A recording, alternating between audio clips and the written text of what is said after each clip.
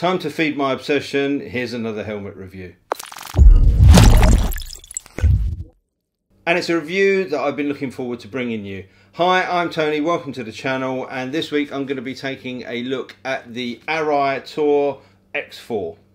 So obviously this is not a new helmet, it's been around for a while, but it's one that I've been looking to try out for quite some time. I must admit that I do like this style of helmet, particularly when I'm riding on the KTM, and this has long been held up as one of the best adventure helmets on the market, so I just wanted to put that to the test for myself.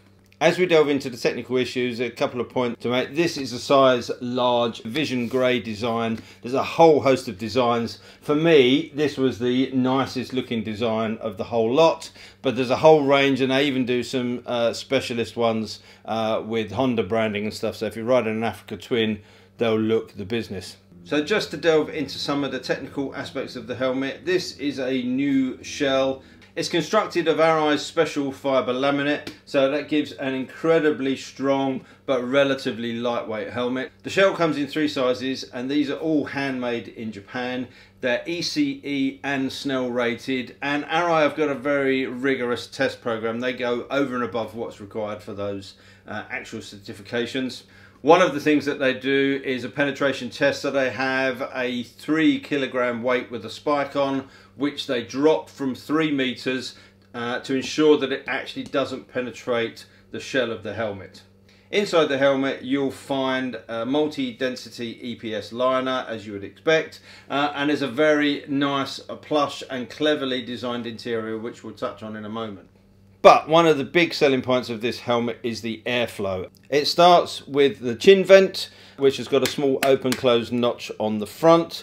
That allows a lot of air to come through. On the inside there's a secondary closure which enables you to determine where the airflow goes. So if you have both of those open, the airflow comes straight into your face. If you have the external open and close the internal, it forces the air up onto the visor, helping to keep that clear. Now you also have these small aluminium vents on the front, and you can open and close those with a little lever inside the chin bar, so you get plenty of airflow at the base of the helmet. You also have these intakes on the top of the helmet, and they can be open and closed with the little clickers on the top, and they work really well. Very easy to do with your gloves on, no problem with those at all. Now one of the things that Arai do that's different to the other manufacturers is that they have these brow vents. So they actually have vents in the visor. This obviously makes the production of the visor harder and therefore more expensive, but what those brow vents do is feed directly into intakes at the top here, so you get a nice flow of air up around the top of your head, and I have to say it does work really well.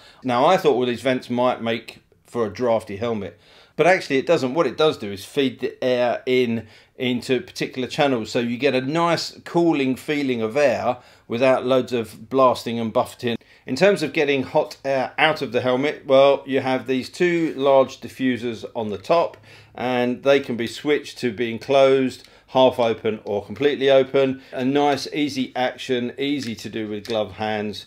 You also have these exhaust vents on the side which help draw the air out from around the side of your neck, and there is also a vent on the neck roll at the back here, which just helps to draw the hot air out from this area of the helmet.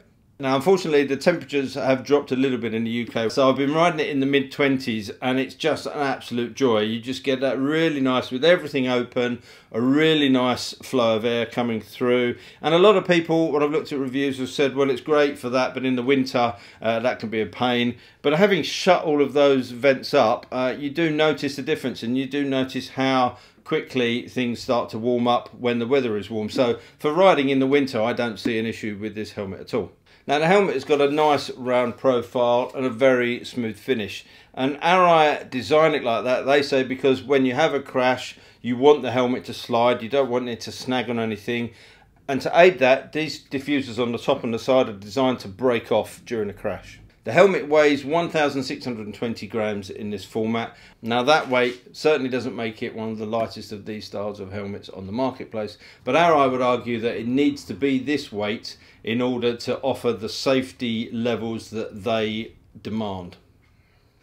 I found this helmet not to be particularly noisy, but having said that, I do always ride with earplugs. So if you do, that's not a problem. I've heard people say without the earplugs, it's quite noisy. Actually, I tried it without earplugs and it doesn't really seem much different to many other of this style of helmet. I can compare it directly to the next XD1 and it's certainly quieter than that, but that may be just down to the fit of the helmet. And certainly this facial contour system helps. This is where the side cheek pads come down a little bit lower and kind of sit under your jawline.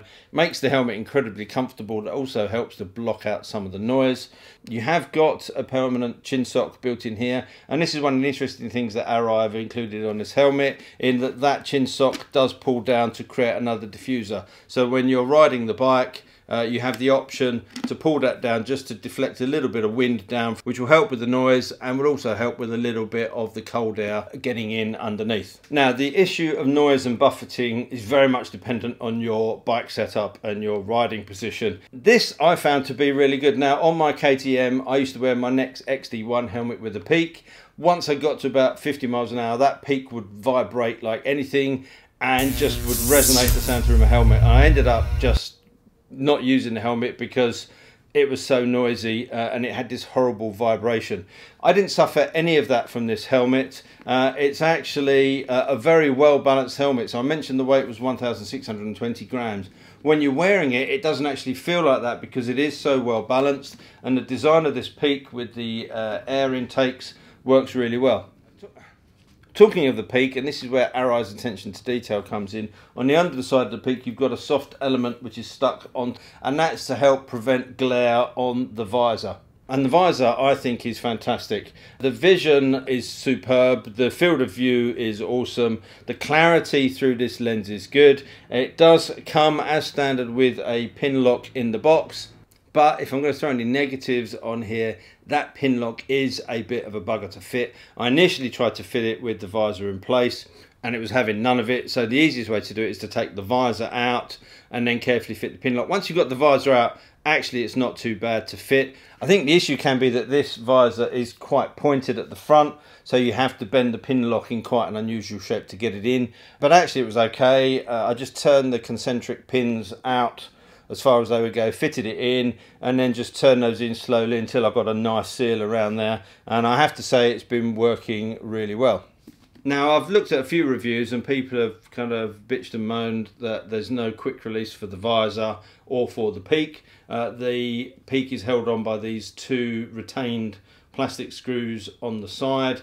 Actually, if you do want to change out on the road, this is not too much of a problem because they've been designed that you can undo those with the coin. So if you've got a coin in your pocket, you can undo those. Although it's not as quick as something like the Shoei, it's actually not that much of a pain in the arse to change.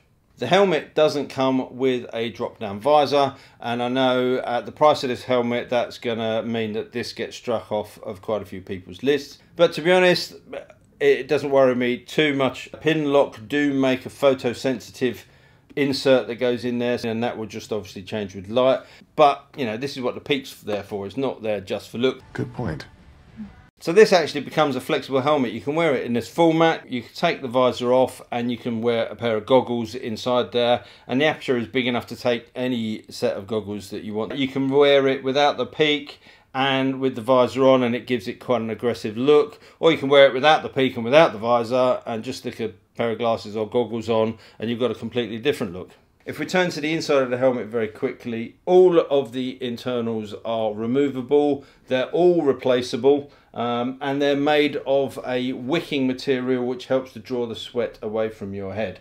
There is also an element of fit adjustment in here. The cheek pads and the pads in the temple have a multi-layer of foam, so if you find that you need a little bit more room, there is a 5mm thick section which you can peel off and just gives you that little bit of adjustability. Although I would recommend wearing the helmet for a while just to let things break down before you start tearing bits out, because once you take them out you can't really put them back in. The helmet also has the emergency quick release system, so there are orange tags inside here which you can pull to pull those side levers out. I've just got them tucked up in there for the time being. It has a double D ring closure. Don't need to say anything more about that. And there are recesses inside here in the ear section for you to fit a comms unit if you so wish. I really like it. It's incredibly comfortable. It's incredibly well constructed.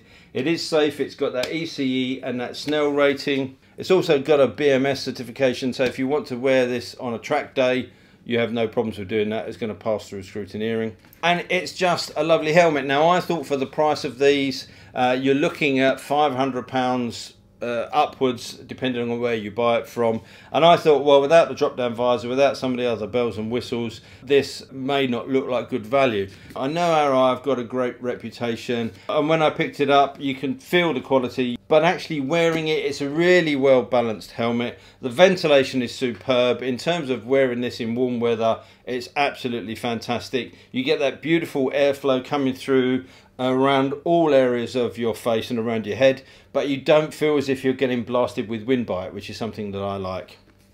So if you're in the market for an adventure helmet, I would seriously recommend adding this to your list of ones to look at. I can see now why this has become such a popular helmet. If you've got any comments or questions, you know where to put them. I'll leave a link up in the top corner which will take you away to the Arai website. I might also leave a link there to take you through to one of the retailers. But all that leaves me to say is until next time, thanks for watching, take care, ride safe, and I'll see you soon.